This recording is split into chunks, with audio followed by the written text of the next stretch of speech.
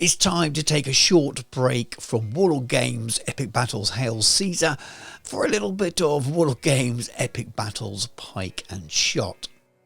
Warlord Games kindly sent me the Montrose Scottish Royalist Starter Army box a couple of months back now. I thought it was about time to crack open the box for its first painting tutorial. Welcome to Miniature Realms, my name's Stuart, and in this video I'm going to share how I painted Alasdair MacColla, the Devastator, and his bodyguards. Before we crack into that tutorial, may I just remind you, a few videos ago, in the second review I gave of some frames that Warlord sent me of the new Epic Hail Caesar, I announced a giveaway for a full Push of Pike set, and I will be giving that away at the end of this video, so hang around for the results to that. Miniature Realms is proudly sponsored by Baron of Dice, premium wargaming dice. Over 500 styles, over 4,000 customer reviews. Welcome to the best dice on the planet. So let's get back to the painting. I thought that these three would be a fun little video to make and a way to demonstrate again how to paint some tartan at this sort of small scale. I did it for the Epic Napoleonics Highlanders, but I thought it'd be fun to revisit that on some slightly different miniatures. You can see here that I'm preparing the miniatures with a little bit of a zenithal highlight. I've actually started with grey over black and then a little bit of white added as well. I'm trying not to be too heavy, even though it looks like it in the video here. There is quite a lot of black in the undercut still, a little bit of the grey showing through. And then I just finish with a bit of a dry brush, really picking out that extra detail, which is important later on. If you don't have an airbrush, I'd recommend spraying grey with a rattle can and then doing the dry brush stage. Now this is Dwarf Skin from Vallejo Express Colour. It's their own version of contrast style paints. If you only have the Citadel range, then I'd recommend the Gilliman Flesh as the closest match to this. And I'm just picking out all of the skin areas here, and because we have that underpainting, because we have that zenithal with the dry brush, it really allows it to show through the thin glazed layer from the dwarf skin, giving it a really nice looking highlighted effect already. There's not a load of skin on show, but their hands, their faces and their knees mostly, apart from Alasdair himself, who's wearing a pair of trousers. As these are personalities, I'm going to be giving them a little bit more detail. And this is Gloomy Violet from the same Express Colour range from Vallejo. And I use this method on a lot of my larger miniatures, a lot of my 28mm scale. So if you only watch the Epic tutorials, you may not have seen this. I'm doing a very, very thin line around the edge of the flesh areas, mostly where shadow would be caused. And this is a kind of a darkish, purplish colour, and it really just adds a little bit of extra depth and shadow.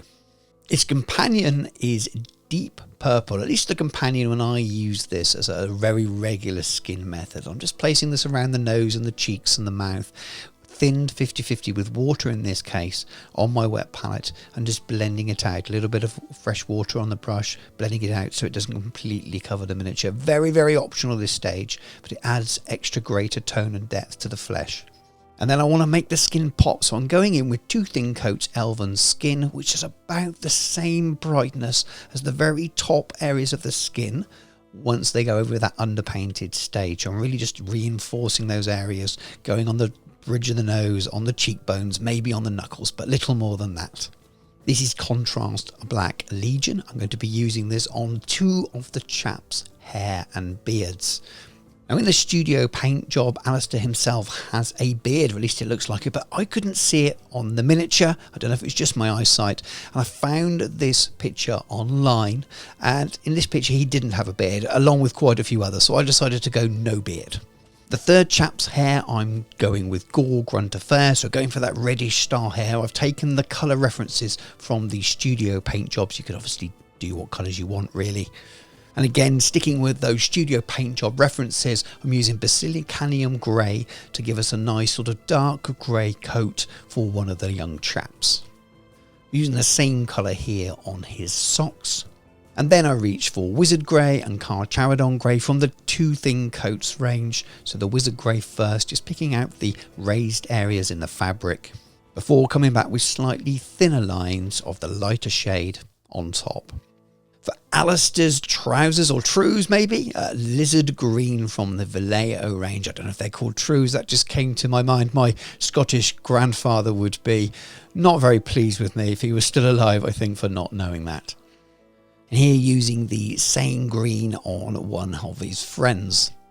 I've gone for quite vibrant greens here, which really show the underpainting off. I want there to be shadow and highlight built in rather than going darker and working up. My intention isn't to highlight any of the areas that will be tartan. When you add the tartan on top, you're adding lots of extra lines and things. At this scale, it can get quite messy. If I've got highlight lines on there as well, they may get mixed up. Again, staying with the Express colour range from Vallejo, this is Play Green, a slightly duller green, but again, this paint goes over in a way that really shows off those highlights from the underpainting, and for the same reasons as I mentioned earlier on, this is really important. For Alasdair's jacket, I'm basing it with Contrast Agarash Dunes, which is a kind of brownish yellow colour, very ochreish in its tone. And again, using the same colour on one of his friends, only little bits of jacket poking through underneath. To highlight that colour, I'm going to be using green ochre and Iraqi sand, both from Model Colour. First, the green ochre, very much the same way as we did with the grey jacket, so thin lines focused on where the folds of the clothing are at their highest. Before coming back with the Iraqi sand, even thinner lines, just really making it pop. Not forgetting to follow the same approach on his mate, and even using it on the socks. For one of the chaps I wanted whiter socks, so I've just added a little bit of white grey, just a couple of very thin lines on top of that same mix we've just been using, and it just completely changes the overall look of it.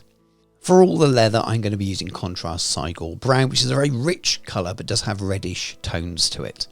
I'm picking out all of these straps, their shoes or boots as well. I'm even carrying the paint over onto the pudding base, so it's a nice dark layer for when I put the basing texture on afterwards. I continued the same leather colour on all three miniatures. For the highlight for that, I'm using Whole Red from Model Colour. Now, when it first goes on, it looks very bright and reddish, but when it dries, it really dulls down quite a look, and you get that nice sort of reddish leather effect. Again, working my way along all three miniatures, picking out highlights, but not completely covering the Sigil Brown. We want to make sure that there are shadows still there, so you've got depth within the paint job. With these miniatures being so small, this really doesn't take very long at all. Returning to Citadel Contrast, when we have Talisar Blue here, and I'm using this on the hats. I want them to be nice and vibrant, and I know this paint quite well. I use it a lot. I know it will run into the recesses, giving a nice rich shadow, but also be quite vibrant as well, requiring very little highlighting. I am being cautious to keep the area with the rosette and the feather completely clear, because it will make that a lot easier to base with contrast style paints afterwards. To highlight this, I'm using Techless Blue, just a few very thin lines here and there just to accentuate the lighter areas that are already there from the contrast paint. Again, it doesn't take very long at all to do all three miniatures. Now for contrast, Blood Angels Red, to pick out those little circular, what look like rosettes. I've been calling them that, they may not be called that, I'm sure someone will let me know in the comments. And then staying with contrast again, this is Apothecary White, and just giving the faintest little glaze over each of the feathers, allowing it to go into the detail a little bit, and it just shades it enough to look cool. Now onto the small amount of metallics. This is Black Metal from Scale 75 Metal and Alchemy range, and we're picking out the whole sword here really. We're talking about the blade, the hilt, the pommel. There's some banding on the sides of the scabbard as well, which I've picked out with the same colour. Obviously rinse and repeat on all three miniatures. Before we turn to Game Air Silver for the highlights, I'm focusing on just a little edge of the pommel here and the top side of this sword where the light would catch the most. For this one, I'm just picking out two little dots on the hilt there, and then towards the top of the sword itself, again where the light would hit. I'm just going to blend it down gently. I can even mix in some of the other colour if I wish to. And that's all three miniatures without the tartan attempted. For the first one, we're going to start with Berserker Red and Sanguine Scarlet from the Two Thin Coats range, and we're just really doing two lots of grid patterns. We're starting with the darker red, giving a nice even spacing between the downward strokes. You've obviously got folds in the cloth, you can follow those a little bit, but at this scale it's a lot easier just to try and be as neat as possible. Once the lines are done one way, you want to follow it back the other. Now, this can get a little bit tricky because you have the folds here going the same direction. So you just do what you feel is right. I'm pretty much going for one line down the center here. The more you do, the messier it can look. And the idea here is trying to portray Tartan without making it too messy at all. So trying to keep it simple. And when we get to the lower part, the kilt around his legs, I'm just going to do 2 lines all the way around and a couple of vertical. After that, we get to the brighter red, and I'm doing the same lines, but in the middle of the darker one. So you're closing that gap with the pattern down and just giving yourself 2 different colours there. And already it starts to look lots like tartan. Finishing off with some dark sun yellow from the Two Thin Coats range, and I'm just doing little dots on the crosses of the darker red of the two, all the way around. For the next pattern, we have Two Thin Coats again, and this is Wyvern Green. Now this is darker green than the lighter green that we started the base with, and this means it will stand out. So very, very similar to before. Nice even spacing, lines directly down all the way around. And then like before, we follow it around and add lines at the other direction. Returning to that same sanguine scarlet, and we're doing the same as before yet again. So placing these lines in between the lines you already have on there at even spacing, and just doing the same thing nice and neat and clean. And it's amazing how much it looks like tartan. As before, we're flipping the miniature around to the side and just going as neat as possible. In this case, just one line between the other two on the kilt.